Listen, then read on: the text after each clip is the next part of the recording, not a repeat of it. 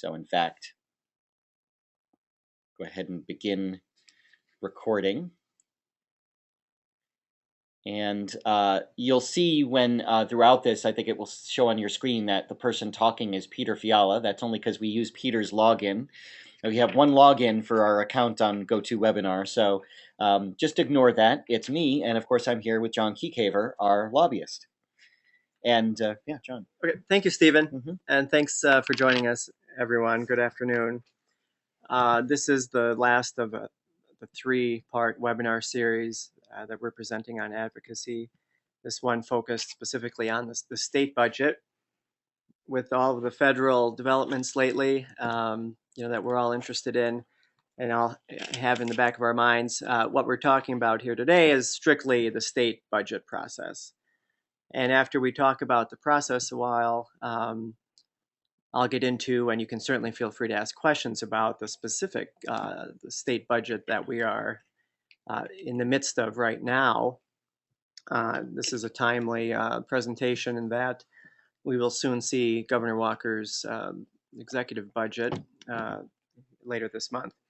But let's get going. And, the title, Don't Be Baffled. Well, the budget process, certainly true with federal as well, but the state budget process, has a reputation, I think, of being very complicated, being inaccessible in a way, or figuring out what's in it and why and how.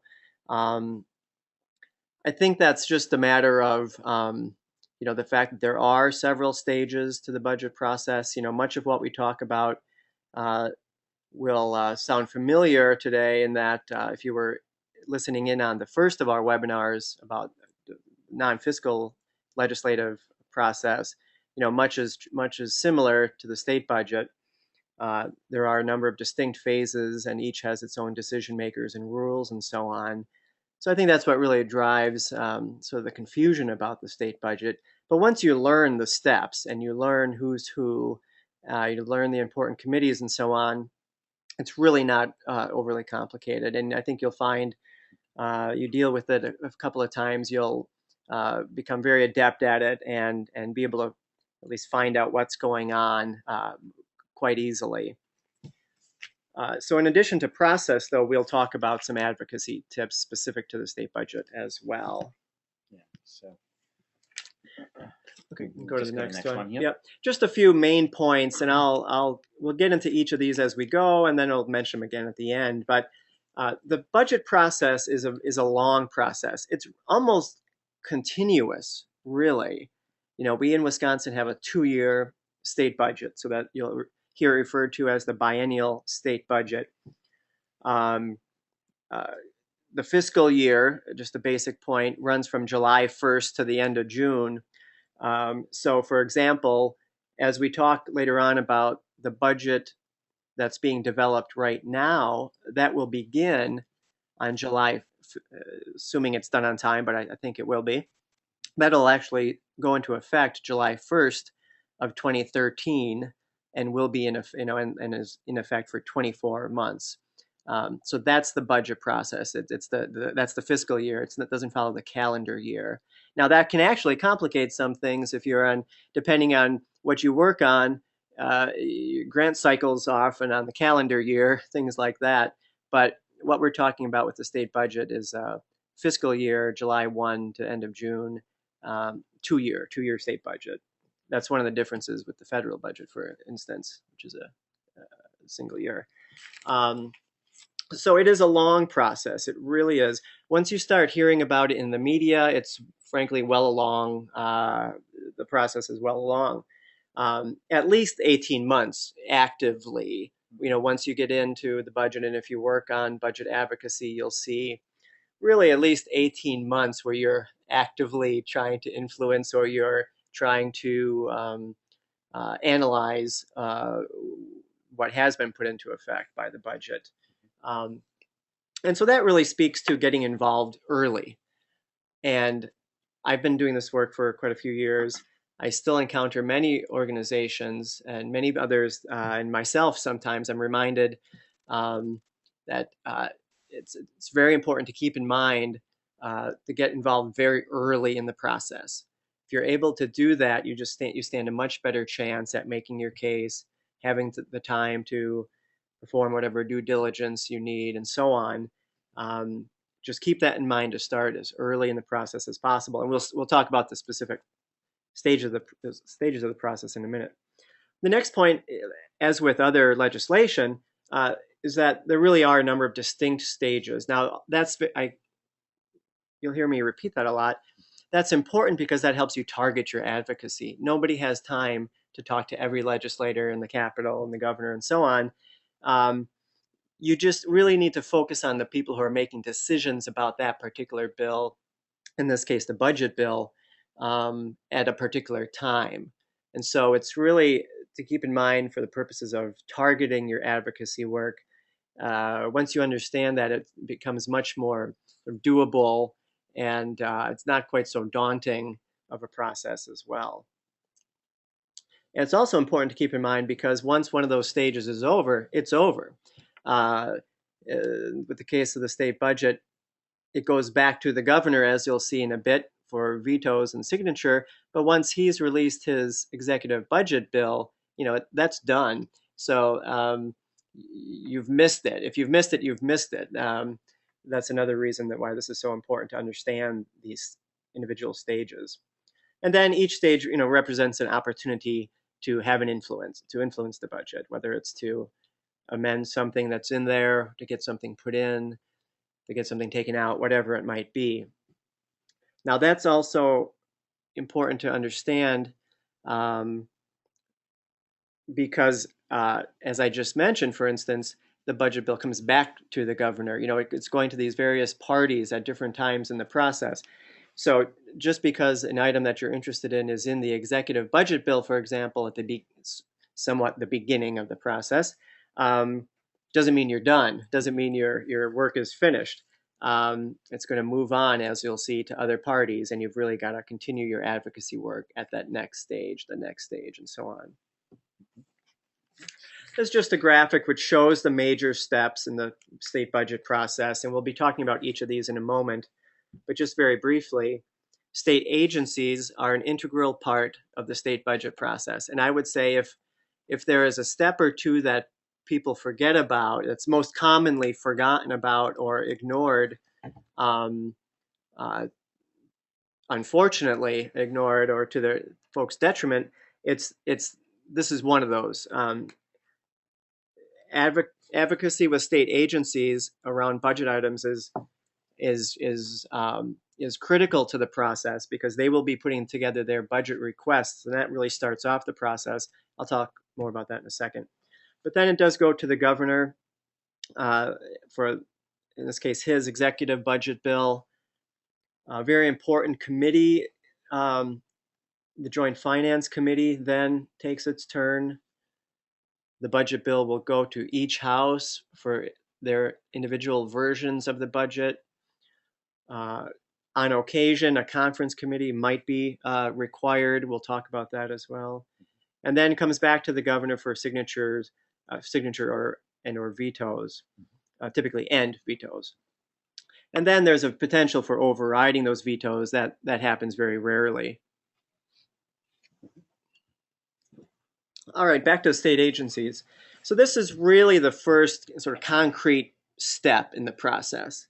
And as you'll see there with the dates, with the development that we're in now, developing the budget that we're looking at now, which will go into effect, as I said, July 1st of 2013, as you'll see, we're already well along in the process. State agencies started putting together their budget requests, their plans for their own agency, that is, typically spring, late winter even for some, but spring and summer of the even-numbered year, in this case, 2012. So the existing budget was, in place, will be in place until the coming end of June, but they really had to start putting together their plans, their fiscal plans, budgetary plans, which obviously is very closely connected to program, last summer at the latest, because those are to be submitted to the administration, that is, the governor, essentially, you should always think of the Department of Administration as really keyed in with part of the governor's administration, really. So those budget requests are submitted to the governor essentially, and the Department of Administration by mid-September, September 15th, in this case of 2012.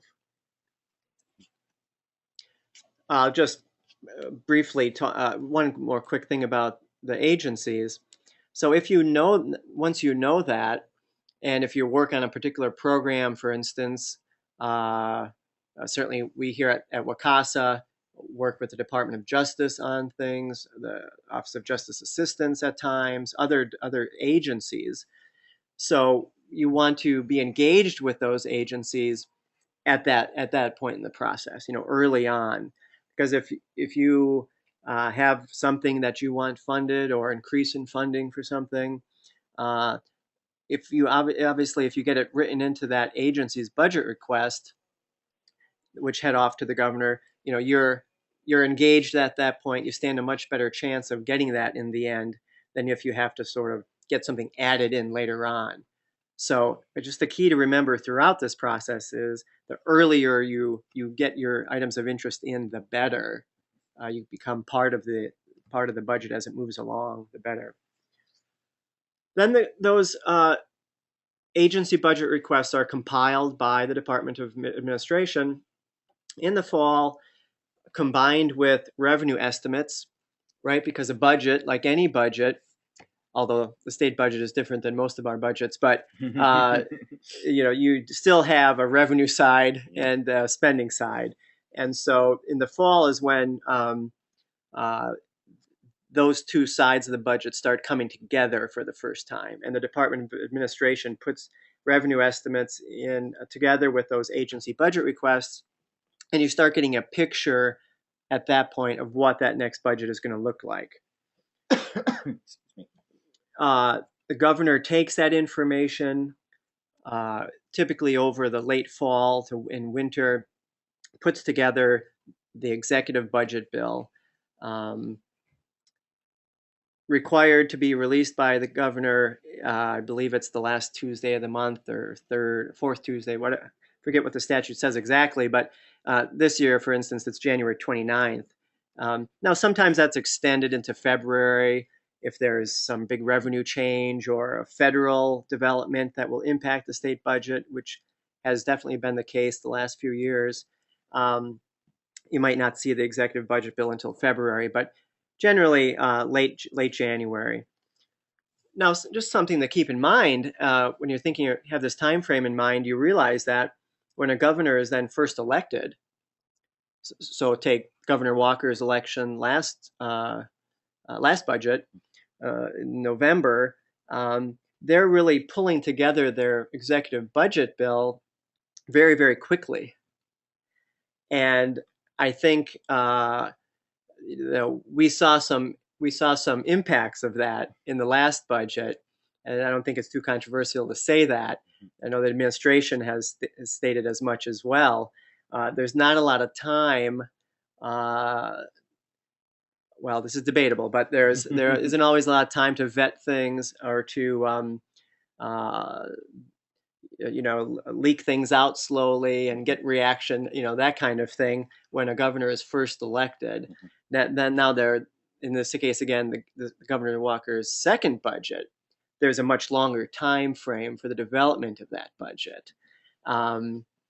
This budget, for example, is basically already written, and we see pieces of it being sort of vetted and leaked out there. And I have a question I'll jump in with, and it almost seems then that in looking at the timeline and sort of the processes you've been painting it in, if for instance you're an agency of working with with a state level agency, like you mentioned, example partnership with DOJ or OJA or DHS, that even if we've been developing that relationship and have a dialogue going about something and we're on the timeline, we're getting it in a timely manner so that it's part of their request that they forward on to a governor. If you've got a new incoming governor, that could stymie that whole process. In other words, whatever's stuff might not get communicated. So you want to take Sure. that into account in your timeline or in your strategy as an agency in terms of where you put your effort and the timing of things if you're looking 2 to 3 years down the road. That's an excellent point. And just as when there are new legislators, and we have a new crop again this time of legislators, there certainly was a very large group of new legislators 2 years ago. You've got to build relationships. Mm-hmm. If these people are new to you, you've got to do all of that. And that's an excellent point, Stephen, because you never want to assume that communications are happening from one official to the elected official to the next, even. Even if it's someone from the same party, even if it's from, uh, you know, there are agencies, and then there are, like DPI and DOJ, where the heads of those agencies are elected officials in their own right. They're not appointed officials, right? So a lot of times people make mistakes of thinking, okay, well, they're both Democrats or they're both Republicans, so they're all going to be on the same page. We're constantly assuming that conversations are happening that maybe aren't happening. So I'm glad you brought that up. That continues to I continue to see examples of that. We often think policymakers are talking to each other, or they're on the same page, or even if they disagree, they're aware of each other's positions, and that's just often not the case. So that's a good point. And just to extend it, that it therefore, to me, it speaks to the idea of strategic planning as an agency, and this sort of touches back to the last to the previous webinar. But there may be something, a change we really want to see affected, and gosh, we'd really like to see that happen now. But when we look at it realistically, we might realize that we're really talking about a 2 to 3 year timeline initially, and then when we start factoring in elections and all the different players, we might actually say we've really got to start now gearing up for something that's really going to be a change 5 years from now or 3 years from now, or that could extend because of all of these different factors. That's a good point, and not just all of these factors, but well, part of that. But then, in addition to that, just sort of the overall education effort that often has to take place for something to become law. Right. I mean, I'm constantly telling people, it's making a new law, writing a new law is a big deal.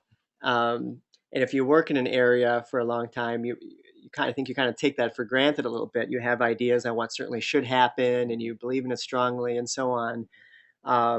But for example, drafts of bills often take several sessions before they're passed, and it might just be that, sure, you've got these new people to deal with sometimes, but it might just be that you haven't fully set the stage for something to happen. You haven't created the environment in which enough people believe that it has to happen, things like that.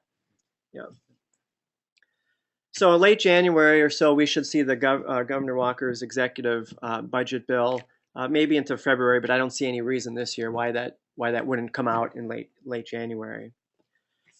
And that, again, will be the first sort of, full budget bill at that point. That's the budget bill. That's the first compilation of the revenue estimates and spending. Then it goes to a very important stage of the process, the Joint Finance Committee.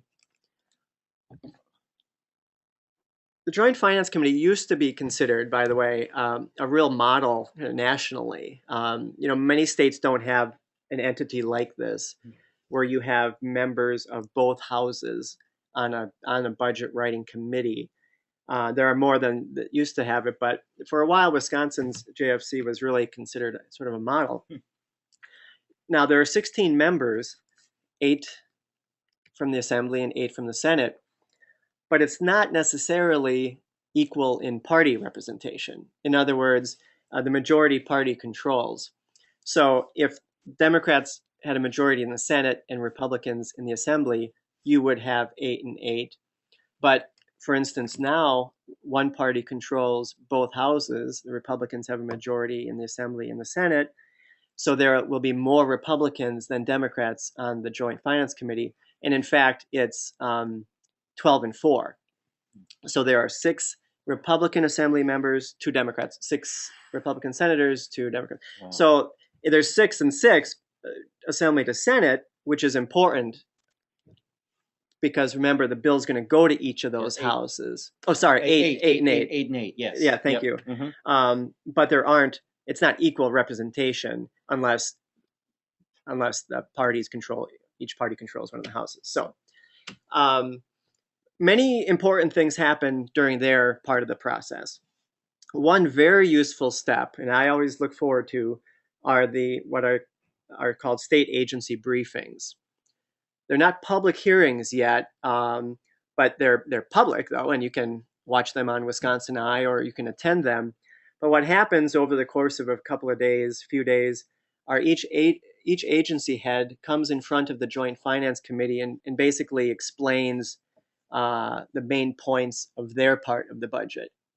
So if you're interested in just taking WCASA again for an example, the Department of Justice budget, maybe Health Services, maybe Office of Justice Assistance, you can go and you can listen, and Joint Finance Committee members ask them questions. There's back and forth.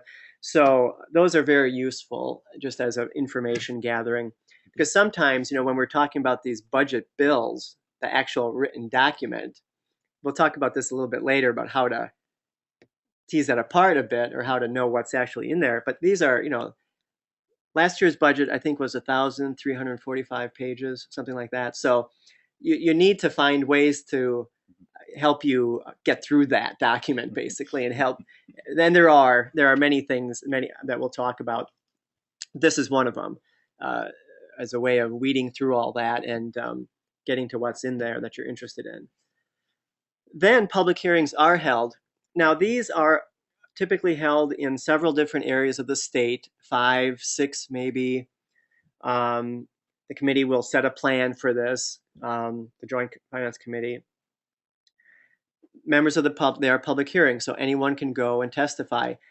They're typically all-day affairs, hundreds, if not thousands, sometimes it seems, people at these. But it is an opportunity for advocacy. I mean, it's really the first opportunity, for first public opportunity. Hopefully this is not your first point advocacy step in this process, but it's the first public hearing opportunity where you can go and make a statement on what it is you care about. There often are so many people. Your folks are limited to 3 minutes sometimes. That kind of thing, but it is a good opportunity to address the Joint Finance Committee directly on issues you care about. And then executive sessions are held. Executive sessions are when a legislative committee is going to vote on something, vote on a bill.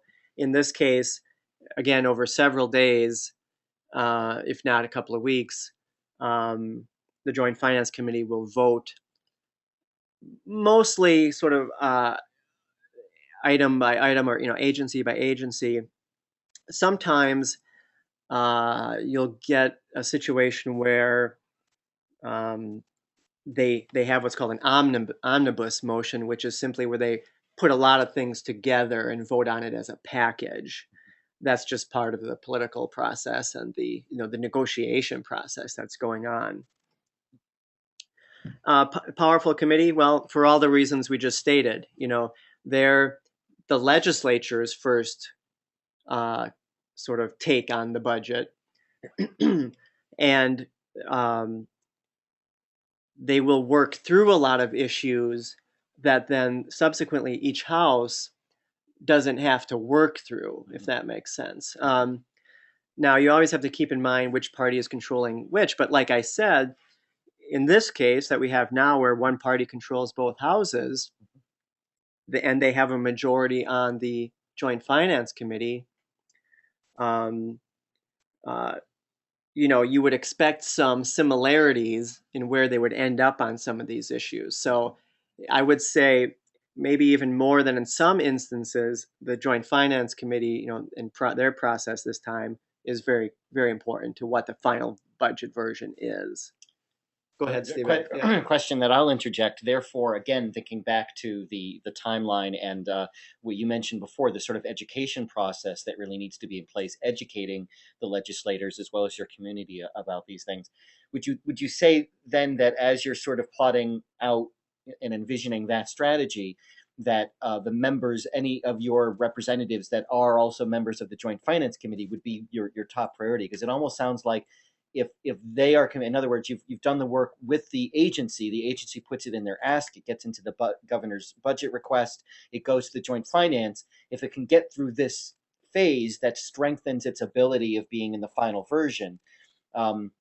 So as you're thinking about who you want to talk to in those leading months, is that? Yeah, that's a good point, Stephen. And certainly, if what you're interested in is continues to make it, in the next version, comes out of the Joint Finance Committee version of the budget, yes, you're again, you don't want to think you're done, but obviously you're sitting pretty well there, because they are representative of the each house, and so that is important. Yeah, a good point though on, and we'll talk a little bit about this on when we talk about advocacy tips too. But right, there's 16 members, so most people in the state, their legislator is not going to be on joint finance, right? So a very good question is, well, what do you do then? And I always recommend people to find out who is on. First of all, you just got to make yourself aware of who is on the committees and who your legislators are. I typically recommend that people always contact their legislator. It's always good to be engaging their own legislator. But then I also think that members of a committee like this, in a similar way that to a chair of another committee, they're really serving, because of that position, they're really serving more than just their own constituents. They're serving the state as a whole. So I think it's completely legitimate and appropriate for people to contact members of Joint Finance, and people do, even if they're not your own legislator, they're not your representative or senator. So I typically recommend that you always contact your own, and that you also contact, and we'll talk about communication methods in a minute, but members of Joint Finance as well. That's totally appropriate. Now, something that the parties typically do is they'll create a system. In the last few budgets, we've had a system where in the majority party, they'll have a buddy system, or they're called what's called a budget buddy. So if you're where a member of Joint Finance may sort of cover a number of other rank and file members, but you're not necessarily going to know exactly who's budget buddy is or something. So I would just recommend going to your legislator. They may already know, they may have that system set up, and they may know, oh yeah, I'm in touch with Senator so-and-so on Joint Finance Committee, so I'll go ahead and relay that, something like that. But so I always recommend, though, like I said, your own legislator and then the Joint Finance Committee members as well. And then it goes to each house. This typically is going on late April, May. They try to get their work done by June because, like I said, the budget is supposed to go into effect July 1st. Often, or since I've been around anyway, it often hasn't, been done on time, but it has lately. There is less non-fiscal policy in the budget than there used to be. That's something folks talk about or complain about a lot. Everything kind of being thrown into the budget. The fact is they do much less of that than they used to. And so there's less of that. And then obviously if one party has a majority, and it's not just, this time the Republicans have a majority in both houses and the governor's office as well. Democrats were in the same situation, 4 years or so ago. So we've had these situations where one party has had a lot of control. That's probably also helped, frankly, get it done on time. Sometimes there are other reasons. Sometimes there are federal funding demands. A few years ago, there was a situation where some items in the budget really had to be done by July 1st in order to capture some federal funds. Anyway, so it really is try to wrap it up by end of June. And effectively, the majority party in each house is going to be dictating, obviously, what comes out of that house. Mm-hmm. I mean, so much so that, in fact, in a couple of occasions in the last couple of budgets, the minority party has basically not even come up with a version or really come up with many proposals. Now, you could, that may or may not be the best way to go about things, but it's obvious though that the majority party does dictate what is in that House's version. Depending on which party is controlling what House and so on, or even not, each House's version could be quite a bit different than the Joint Finance Committee. You don't know. There sometimes are different pressures on individual, rank and file members that sort of may not have come to bear on the Joint Finance Committee. Um, uh, it just depends on a number of things. You just have to be aware, as it goes on.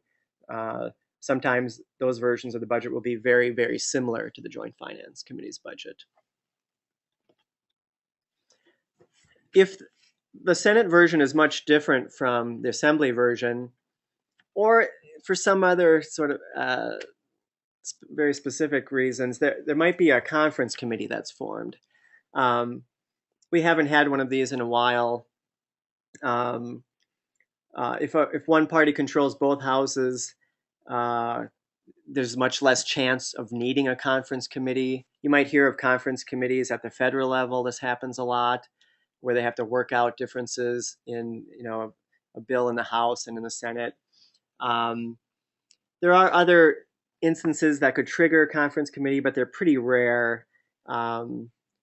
So it would, for instance, this with the development of the budget that we're starting to see now, it would be pretty surprising to me if there was a need for a conference committee. I mean, one party controls both houses and the governor's office currently, just probably not going to have the need for a conference committee. And then it goes to the governor for signature and vetoes. The Wisconsin governor has very strong veto authority, not as strong as it once was, but it is still very strong line item veto power. Not all that long ago, governors were basically creating new sentences by vetoing out single letters and words and parts of sentences. And, I think it's fair to say pretty questionable way to legislate. The courts reined that in somewhat, but it is still a strong veto power. It's not as if they approve it all or deny it all. There's some room there for change. And there have been some instances lately where that's been pretty important. And this is another place I want to really recommend that you sort of don't forget that this happens. In other words, that you don't forget that this is another opportunity for advocacy.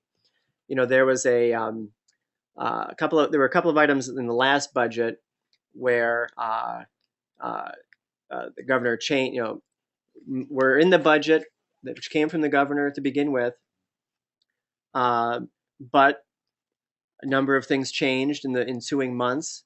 And I know I recommended to a couple of groups that they go back and continue to advocate with the governor.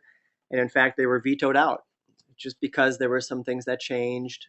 Some education had gone on that it wasn't time for before. So you always have to keep in mind that this is another potential place for advocacy. And it's one in addition to the agency advocacy that I mentioned earlier, the state agency advocacy. This is sort of the second one that people forget most often. You make assumptions. Okay, well, they're done with their part of the process, so why would you possibly, need to spend any time on them? It can be very useful if you continue to advocate with the governor's office. And as I alluded to, the legislature can override a veto, but it rarely happens because it requires a supermajority vote, not just a majority vote. So those are very rare. Just briefly on vetoes, there are typically several dozen vetoes. Even if it's not something that catches the media's attention a lot. For example, this last time there were about, I think, technically there were 50 vetoes that Governor Walker made in the budget. And that's despite the fact that the budget first comes from him, and in this case went to members of the same party in the majority. Like I said, a lot of things can change, And sometimes the legislature and governor, even if they're from the same party, don't agree. So you got to keep up your work, because vetoes will be made. Just to reiterate these main points, very long process. As Stephen has alluded to a couple of times, that should really go into your whole thought process around planning, advocacy planning, strategic planning. It's just critical to have that calendar in mind.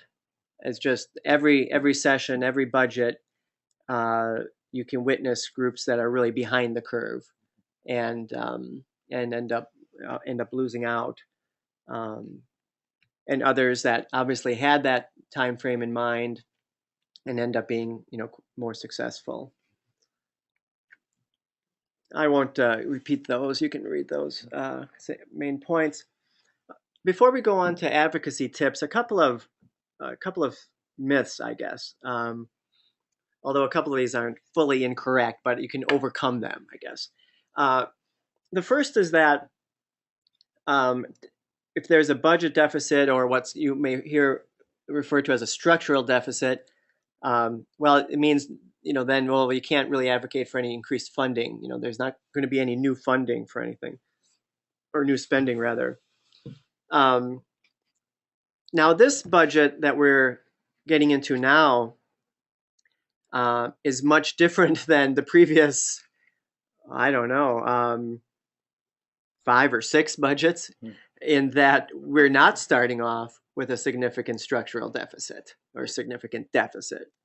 Now, that's a straightforward comment, but obviously a bit more nuanced and complicated than just as I put it. But basically, the state is going to end the fiscal year with a surplus.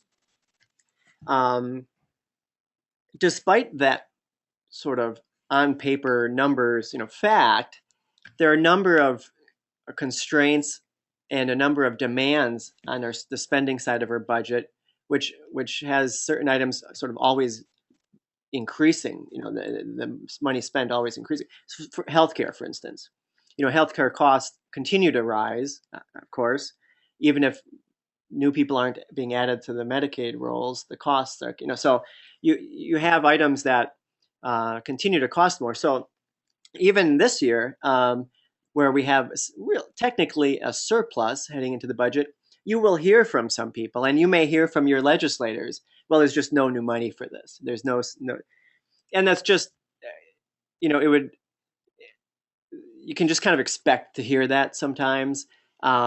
Even this year, you may hear that from some people, but that's not how the budget's put together.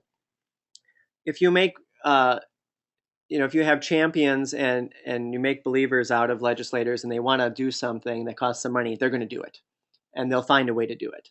That's just the way it works. And we've seen that in every budget, even these several past budgets where we've had a pretty significant structural deficit.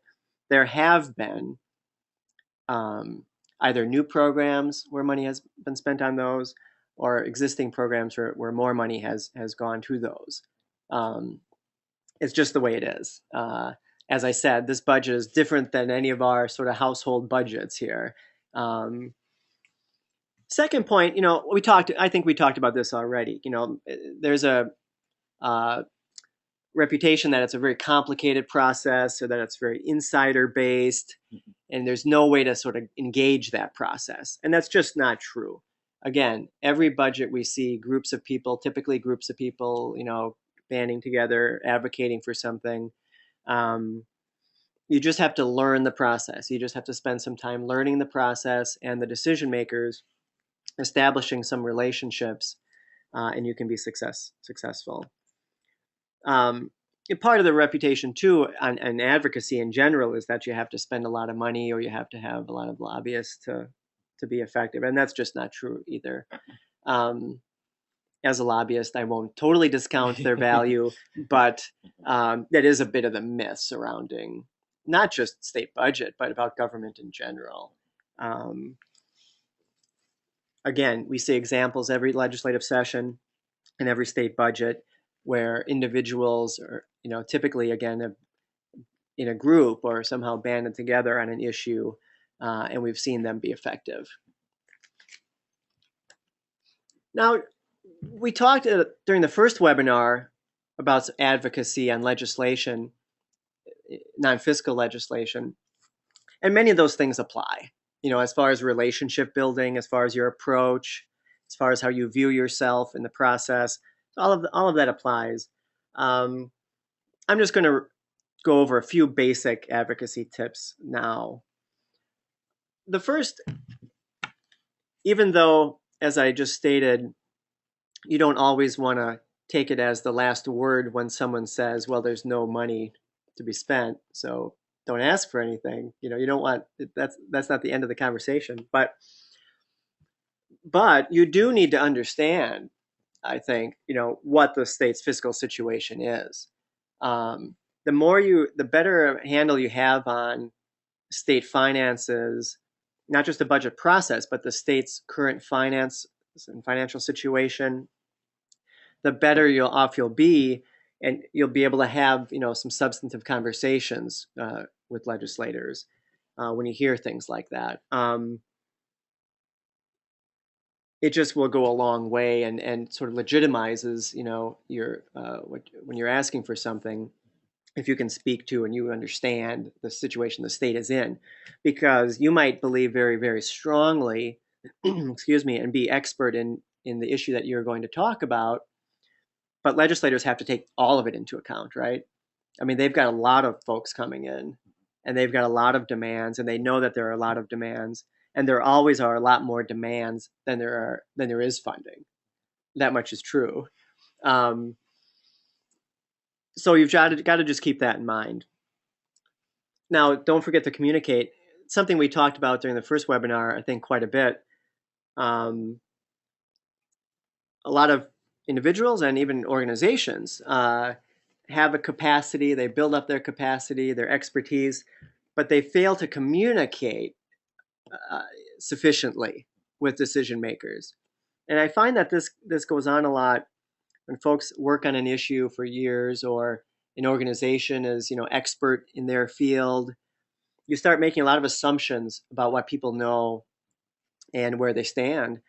And I've seen many groups, I've seen that sort of hamper then, or hold them back from actually getting out there and communicating as much as they need to.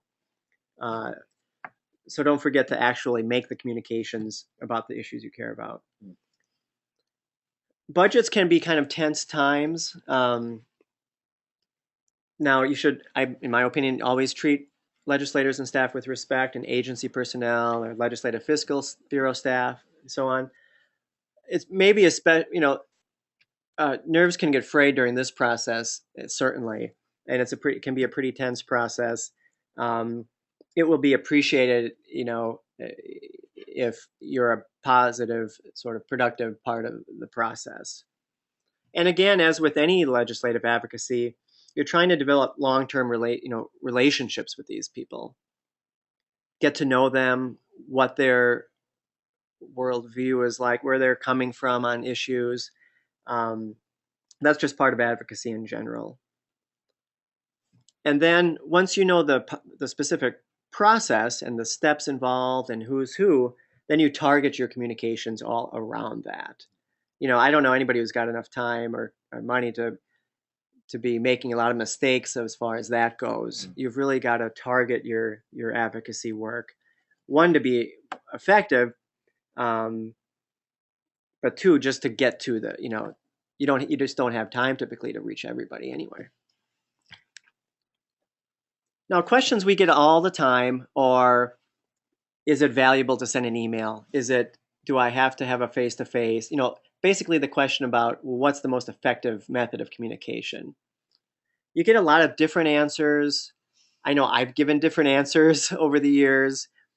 I actually am still a big believer in letter writing, and I still have enough legislators tell me, well, that's actually going to be something I read as compared to reading every email snippet. But at the same time, excuse me, staff do track when they receive a communication on something, on an issue. They typically do. And if an email is what you can do and what you have time for, you should do it. Basically, the answer is do what you can. Use multiple methods. I mean, I know when I have a meeting, I don't ever have a meeting that I don't follow up with something else, even if they haven't asked for something else. It's just another way of sort of getting in there and engaging. I was just going to say your slide, therefore, really should be updated because tweets should be added to that. I mean, a number of legislators Tweets. are now using Twitter. It's become a tool. So I don't know how effective, but why Yeah, not? I'm not sure I'm quite there yet, Yeah. but you're right, and people do, and I'm probably a little slow. I've been a little slow to adapt technologically. Uh, because just keep in mind, and I keep describing these as relationships, right? But um, you want to develop trust, and some people don't believe that can even happen. Like that's really not what goes on. But I've seen it over the years, and um, the more you communicate with somebody in a positive way, uh, the more they'll be comfortable with you, the more they'll trust you. So sure, maybe new methods are can be part of that, certainly. But I know it's if you can have a face to face with somebody, I know I prefer that over a phone call, and I prefer a phone call over an email. And so I don't know. I don't know. Twitter is not in my repertoire Yeah. yet, I guess. But um, and a very important point, maybe is certainly the case with budget items. The budget is basically a bunch of numbers on a paper until people make it sort of real for legislators, right? Um, and on some issues where maybe legislators don't have much experience or just don't know very much, it's particularly important that you describe the real impact of what you're asking for, or or what will happen if you don't get what you're asking for. Um, and again, it's probably especially when it comes to the budget because it's so such an accounting process. You've got to, I'd say, work extra hard to get across the personal, real people impact of what their decisions are going to be. That's something that is an advocacy tip in general as well, but I'd say probably even more so when it comes to the state budget. Now, we're getting close to the end of the hour and we're almost done here, but again, the budget can be a pretty daunting document itself. Once you learn the process and learn who's who, the understanding what's actually in the budget document itself can be difficult. I mean, it really can take quite some time to figure out where things are and what they mean. It's one little beef of mine, actually. Like, we don't put out, for example, a single document that is a complete summary of our state budget. We put out the Legislative Fiscal Bureau, and you'll see their link there, puts out summaries of each version, but they're really the main items and kind of changes that have been done. And then there's the budget bill itself, which is over 1,000 pages typically. But most people can't read through that statutory language and understand everything. But there are ways to figure out what's in there. And here are a few websites, and I think we can go to these. Stephen, is that right? Sure. So let's look briefly at the Department of Administration website. Again, keep in mind they're really the sort of the budget arm in a way for the administration. So if we can max it out, yep. On the left-hand side of the page, under About DOA, you go several down. There's an Executive Budget and Finance link. Go ahead and click on that, Stephen. And then go ahead and click on State Budget Office. I think everybody should be seeing that, right, as we go. And then back on the left-hand side of the page is a biennial budget link. Pretty intuitive here, but so for example, they'll list many of the things we've already talked about, right? Because we're kind of we're into the process several months. Agency budget requests and revenue estimates that they submitted to the administration in November that I mentioned, those are listed. Prior to that, the agency budget requests from September 17th are listed.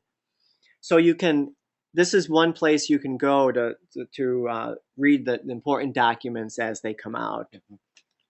Okay, we can go back to the slide. Mhm. Let's go to the Legislative Fiscal Bureau website. If you've heard us talk before or have been engaged in advocacy, you know how valuable the LFB is as a legislative service agency. Let's go to the uh, publications link, and then you can go to Mhm. 2013-2015 budget. They have an overview of which they put together in December, of all the agencies' budget requests, but again, the major ones. So again, that can be every little detail, but it's going to be the major items. Um, as we go through the budget process, this is a place where you can find summaries of the various versions of the budget. So 3 weeks or so after the governor's executive budget bill comes out, the Fiscal Bureau will put up a summary of the executive budget.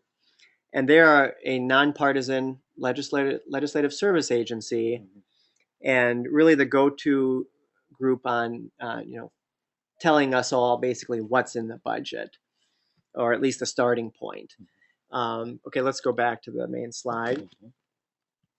Mhm. Now, the state legislature's website, let's go there briefly. We've seen this from our previous webinars, but um, again, as far as who's who and knowing who's who, the new legislators haven't uh, been seated yet, technically. Uh, Inauguration is the 7th, next Monday, but you'll be able to go on here and find out who's on the various committees, for example, including the Joint Finance Committee. So if you go to Joint Legislative Committees on the left, and you go down to the Joint Committee on Finance and click that, it'll be an old list, but that's where you'll find links to all the members of Joint Finance. So again, this helps you target your activity, right? And then you can link to each of their web pages and so on. Okay, let's go back to the main site. A couple other real quick sites here. You've probably also heard us mention wispolitics.com. It's an excellent web-based news site and political site. Let's click on that. Specifically, now I want to mention their budget blog. If you go to the lower right-hand part of the page under Wisconsin or WisPolitics blogs, you'll see budget, and actually that's the one that's up there automatically. During the budget process, the WisPolitics budget blog can be very useful. It's hard for folks to be at every hearing or things like that. Um, they will post information like a blog, as it comes, and is very useful. So you see, for example, the most recent items, and very important, is that in the world of healthcare, is that feds renewed the senior care, basically allowing the state to continue the senior care program. That has budget implications. So this is another excellent site. One more resource, if we go back to the main page, not a plug for my site, but I distribute state budget alerts, which are free. Go to state budget advocacy. And so, for example, for this budget period, the first one was on September 5th when the governor released what his sort of priorities were going to be. So I send these out to folks, and if you email me or call me, and you want to receive those by email, just let me know and I'll add you to the list. A few thousand people get this at this point. It's not an interactive list serve. You're not going to get a lot of emails. You can look at the last budget, the 11-13 budget. From July to July, there were, I don't know, however many are there, 15 or whatever. When public hearings are set and agency briefings or the summaries have been done by the Fiscal Bureau, I send out alerts to those types of developments. If we can go back. And that's all we have. This is our contact information. You should always feel free to contact me or contact Stephen on legislative matters or other issues, advocacy trainings, things like that. As we said, this was the third of a three-part series of webinars. We'll get feedback on these we'll think about it. We'll talk about ways to enhance them in the future and develop additional ways to reach out to members and others. Um, it's a focus of ours. We're going to continue to focus on that, how to engage people in our advocacy work. So you should always feel free, if you've got ideas about that or comments, to contact us. Stephen? At this point, if there are any questions, again, feel free to raise your hand, and we can make sure folks are unmuted. You can also type a question in the chat. So we'll just pause for a moment. While we're pausing, in case anybody has questions, and while I'm talking, go ahead and raise your hand or type in your question. But I just wanted to make a few comments on the budget that we're going through right now. The fiscal estimates, the fiscal revenue estimates, or the revenue estimates that the state made last year compared to actual revenue collections, right? That's something that impacts how sort of good or bad the state's financial situation is looking, right, compared to what we expected, should continue to be pretty positive. And it's the fact that collections have been higher than projections lately, which has helped create a couple of $100 million or so surplus by the end of this fiscal year. Now, as I said before, there are a number of demands on that money, on any additional money, things like that. But everybody's out there right now. Folks are out there trying to persuade decision makers, policymakers, on their particular areas of interest. And we enter a budget in a much different way than any since I've been around. The first budget I worked on was the 0103 budget, and we've always had a structural deficit, certainly since then. I won't get into the substance sort of how we got here, but the fact is the fiscal situation is a better looking one than in some years past anyway.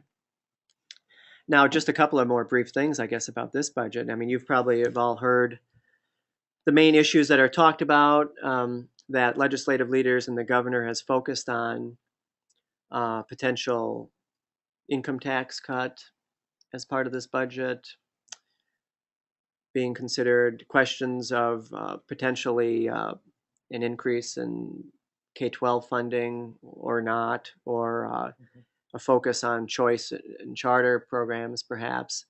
But there's a lot of big things, big issues in play and being talked about with regard to this budget, that's for sure.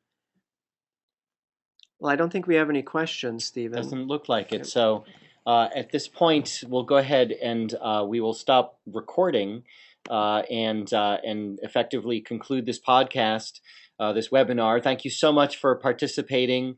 As John mentioned, feel free to send questions in or call us or contact us at any time.